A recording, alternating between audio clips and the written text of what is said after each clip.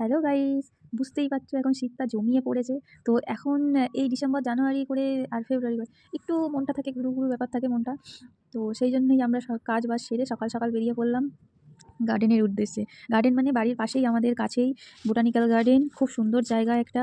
আর এখানে আছে নানান ধরনের গাছ, আর সুন্দর পরিবেশটা, আর শুদ্ধ বাতাস, খুব সুন্দর পরিবেশ। না গেলে বুঝতেই পারবেন না।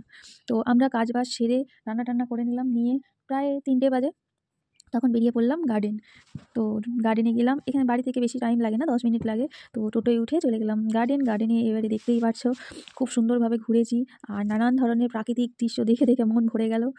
আর এখানে ছিল বোটিংয়ের ব্যবস্থাও ছিল, কিন্তু বোটিংয়ের অতটা বাচ্চা ছিল তো, আমার ছোটো বাচ্চা তো ভয়তে যায়নি ওই দিকটা, জলের দিকটা। ওরা একটুখানি বেশি ছটপট করছিল বাচ্চাগুলো, সেই জন্য। আমার সাথে মাসিরা গেছিলো, দিদি গেছিলো, ও বোনেরা গেছিলো, সবাই মিলে একটু বেরিয়ে পড়লাম গার্ডেনের উদ্দেশ্যে। তো গার্ডেনের চারিদিকটা ঘুরে ঘুরে দেখলাম ঘুরে ঘুরে দেখলাম, একটু এনজয় করলাম, পুরোনো দিনে একটু ফিরে গেলাম। আর সবথেকে ভালো হচ্ছে, আমি প্রায় ছোটো থেকে অনেকবারই এসেছি গার্ডেনে। আমরা প্রায় ছুটি পড়লে, স্কুলের ছুটি পড়লে তখন, বা একটু টাইম পেলেই আমরা চলে যেতাম সবাই মিলে গার্ডেনে, আমার পরিবার নিয়ে। গার্ডেনে গিয়ে একটু খেলাধুলা করতাম, ঘুরতাম ফিরতাম, খেতাম যেতাম, তারপরে বাড়ি চলে আসতাম।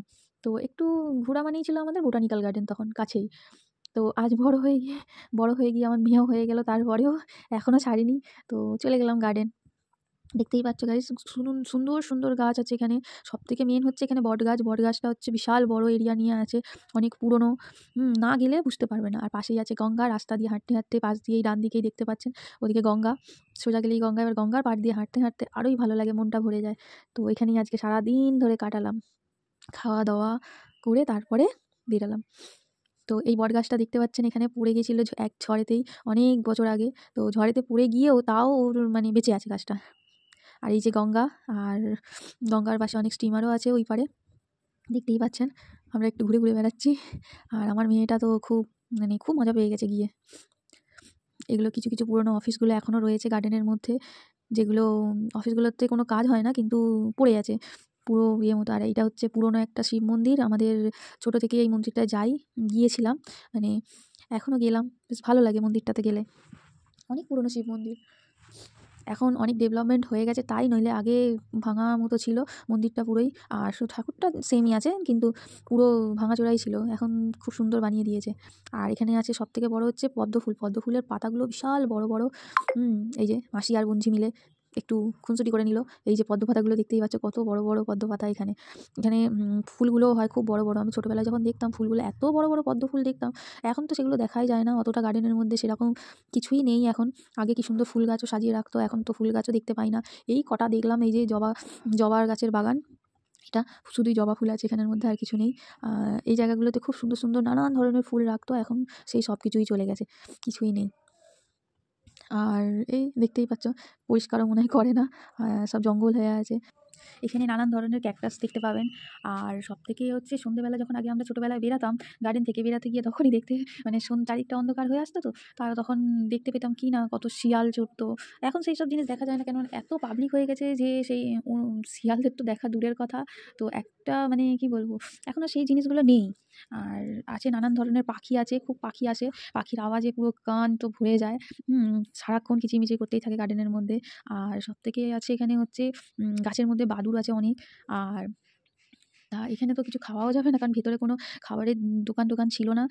সামান্য একটা ক্যাফে ছোটো মতো ছিল, বেরানোর সময় দেখলাম, কিন্তু ক্যাফেটা এতই পুরনো আর দেখে মনে হচ্ছে তো কোনো ইউজ হয় বলে মনে হয় না, দেখে পছন্দ হলো না। সেই জন্য আমরা কী করলাম, বাইরে বেরিয়ে গেলাম, বাইরে বেরিয়ে কিছু ফুচকা টুচকা খেয়ে তারপরে বাড়ি চলে এলাম টোটোয় করে।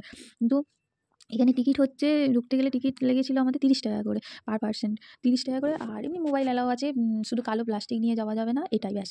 আর দেখতে পাচ্ছ কত পুরনো পুরনো, মানে কি বলবো, এত পুরনো পুরনো ইয়েগুলো, অফিসগুলো আছে, সেখানে কোনো স্টাফ নেই। হ্যাঁ, অফিসগুলো কাজ হয় বলে মনে। তো গাইস, এত কিছু দেখার পর আমার মনেতে এই গানটাই গাইতে ইচ্ছা করছে খুব। এই পথ যদি না শেষ হয় তবে কেমন হতো তুমি বলো তো।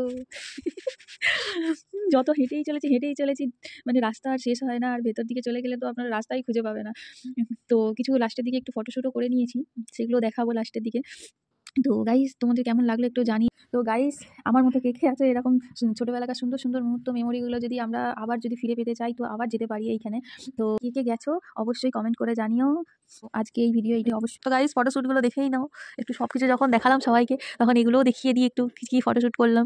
ফটো তোলার জন্য এটা পারফেক্ট জায়গা আর খুব সুন্দর এখানে ফটোশ্যুট করার জন্য সবাই যেতেই পারো আর দেখতেও পারো ঘুরে ঘুরে গার্ডেনটা পুরোই একদম প্রাকৃতিক দৃশ্য দেখতে পাবে আর খুব সুন্দর মনটা ভরে যাবে আর শুদ্ধ বাতাস পাবে এখানে গেলে। আর কি একটু এনজয়মেন্ট করতে পারবে ফ্যামিলি নিয়ে, ব্যাস আর কিছুই না। তো আজকে এই পর্যন্তই। তো টাটা, সবাই ভালো থাকবেন। ভিডিওটা ভালো লাগলে লাইক করে দেবেন একটু। তো টাটা।